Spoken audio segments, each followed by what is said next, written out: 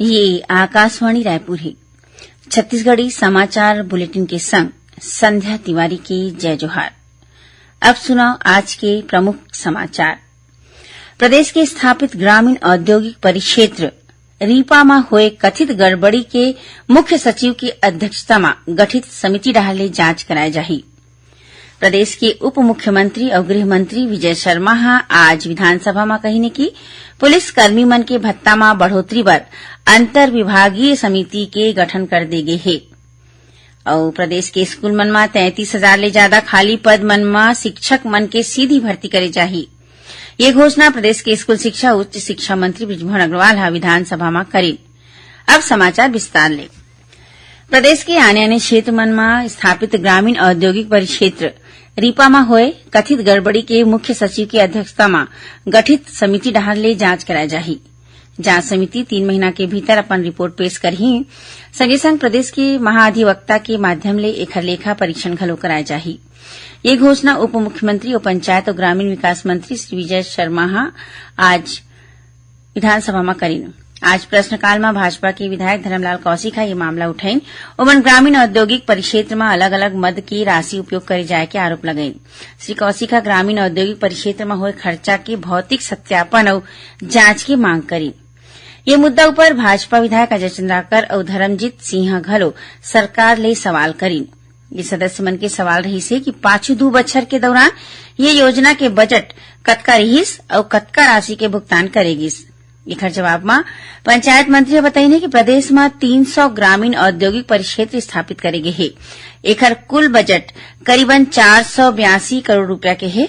एमा करीबन 135 करोड़ रुपया के भुगतान होना अभी बाकी है। सदस्य मन के आपत्ति पर सहमति जतावत पंचायत मंत्री रीपा योजना के जांच कराए जाए के घोषणा करी। प्रदेश के उप मुख्यमंत्री और गृह मंत्री विजय शर्मा आज विधानसभा में कही कि पुलिसकर्मी मन के भत्ता में बढ़ोतरी बर अंतर विभागीय समिति के गठन कर दे गे है। ये समिति के अनुशंसा मिले ऊपर भत्ता में बढ़ोतरी करे जाही। आज प्रश्नकाल में कांग्रेस विधायक चातुरी नंद के सवाल के जवाब में गृह मंत्री कही कि पुलिसकर्मी मन के भत्ता में बढ़ोतरी के मामला एके विभाग ले जुड़े नहीं है।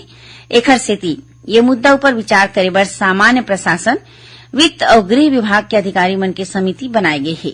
समिति के अनुशंसा के आधारित में भत्ता के बढ़ोतरी करे जाही। प्रदेश के स्कूल मन में 33,000 ले ज्यादा खाली पद मन में शिक्षक मन के सीधी भर्ती करे जाही। एमा व्याख्याता के करीब 2,500 और शिक्षक मन के करीबन 8,200 पद और सहायक शिक्षक के 22,341 पद शामिल है।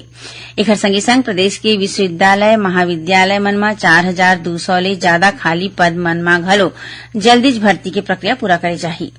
ये घोषणा प्रदेश के स्कूल शिक्षा और उच्च शिक्षा मंत्री बृजमोहन अग्रवाल काली विधानसभा में अपन विभाग ले जुड़े अनुदान मांग मनु पर हुए चर्चा के जवाब में करी। उमन कहे कि 1ली ले 12वीं कक्षा तक अंग्रेजी माध्यम के विद्यार्थी मन बर एक कक्षा खंड में पढ़े के व्यवस्था करे जाही। श्री अग्रवाल प्रदेश के विद्यार्थी ला कॉलेज आए जाए बर 500 रुपया महीना यात्रा भत्ता दे के घोषणा घलो करी। उमन कही कि प्रदेश के जम्मू स्वामी आत्मानंद शासकीय विद्यालय मन के संचालन अब शिक्षा विभाग डाले करे जाही।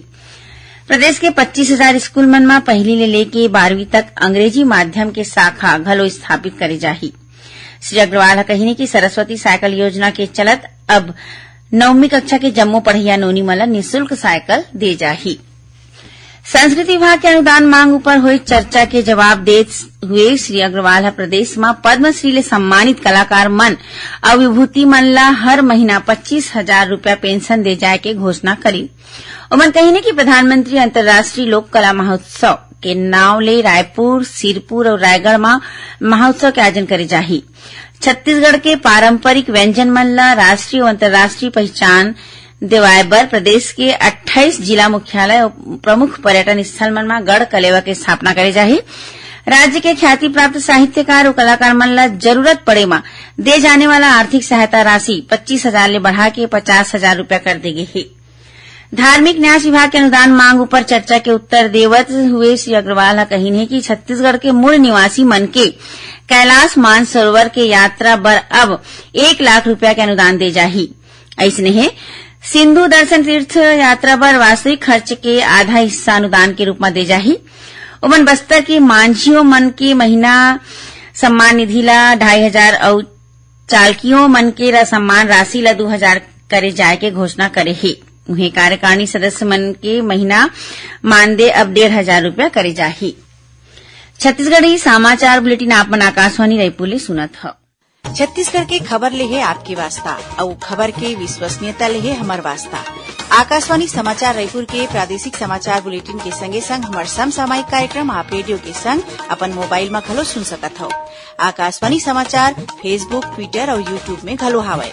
हमार फेसबुक पेज हरे Chhattisgarh news on AIR, Twitter handle CGAIR news और हमार यूट्यूब चैनल हरे छत्तीसगढ़ AIR न्यूज। तो अब रेडियो के संगे संग आपके मोबाइल के माध्यम ले हम आप तक पहुंचत हन।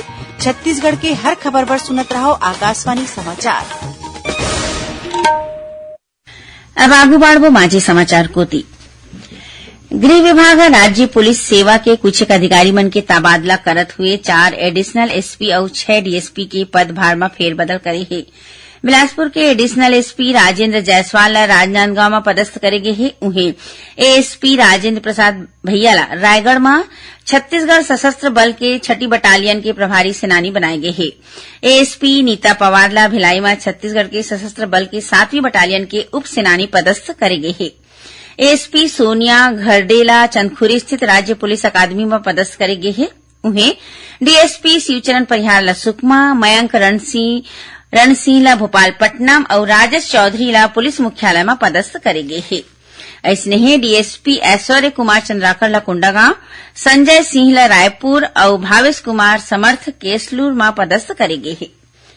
प्रदेश में सार्वजनिक वितरण प्रणाली के अंतर्गत अभी में चलत जम्मू 77 लाख राशन कार्ड मन के नवीनीकरण बर अब 25 फरवरी तक कराए जा सकही। खाद्य और नागरिक आपूर्ति मंत्री दयालदास बघेल ह नवीनीकरण की प्रक्रिया ले छूटे राशन कार्ड धारक मन की सुविधा बर एखर तारीख बढ़ाए के निर्देश दे रहिस। विभागीय मंत्री के निर्देश के अनुपालन में खाद्य विभाग के संचालक जितेंद्र शुक्ला जम्मू कलेक्टर मन ला ये संबंध में दिशा निर्देश कर दे हे। बताया गया कि राशन कार्ड नवीनीकरण बर खाद्य विभाग डाहर ले नवा मोबाइल ऐप तैयार करे गे हे। एला प्ले स्टोर ले डाउनलोड करे जा सकत हे। नवीनीकरण बर कोनो भी राशन कार्ड धारी अपन मोबाइल फोन में ये ऐप के माध्यम ले ऑनलाइन आवेदन कर सकत हे। जौन हितग्राही मन के तीर स्मार्टफोन नहीं है या जेन जगह में मोबाइल नेटवर्क के समस्या है वहां उचित मूल्य के दुकान में जाके राशन कार्ड के नवीनीकरण बर इलेक्ट्रॉनिक आवेदन के सुविधा घलो दे जावत है। आकाशवाणी के आने आने केन्द्र मन ले प्रसारित होइया किसानवाणी कार्यक्रम आज अपन 20 बछर पूरा कर ले हे। बछर 2004 में 15 फरवरी के किसानवाणी कार्यक्रम शुरू करे गे रहिस। एखर सेती ये दिन ला रेडियो किसान दिवस के रूप में मनाए जाथे। यही कड़ी में आज रायपुर और बिलासपुर में आकाशवाणी डाहर ले विशेष संवाद कार्यक्रम के आयोजन करेगी।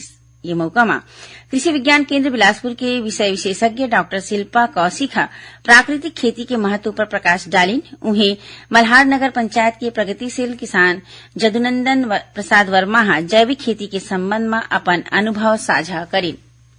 सर्वोच्च न्यायालय राजनीतिक चंदा पर शुरू करेगे चुनावी बॉन्ड योजना ला निरस्त कर दे है। न्यायालय के 5 न्यायाधीश के पीठ कहीने की ये योजना नागरिक मन के सूचना के अधिकार के उल्लंघन करत है। न्यायालय भारतीय स्टेट बैंक ले कहीने की वह चुनावी बॉन्ड जारी करना तुरते बंद कर दे और राजनीतिक दल मन ला अब तक मिले चंदा के जानकारी निर्वाचन आयोग ला जानकारी देवें।